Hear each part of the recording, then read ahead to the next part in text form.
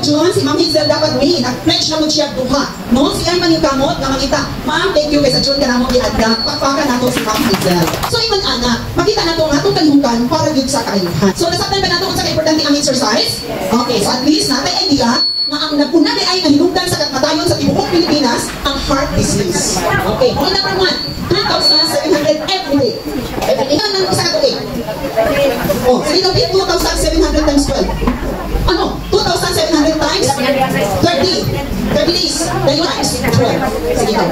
Inhale. Exhale. Inhale. Exhale. Okay.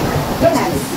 Okay, shake your hands. Kung pati tayo natin mga kamotinan ng pagkakatong sakto na ito, ay huwag na hinugyan, mga puro-pura na yung mo, sa mantika. Okay. Okay. Hold your hands there. Okay, to the right. Okay, pag-feel mo rin yung ito, oblique muscles. Anak, oblique muscles ang pinaka-stretch.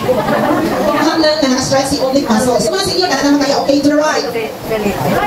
Look, to the left.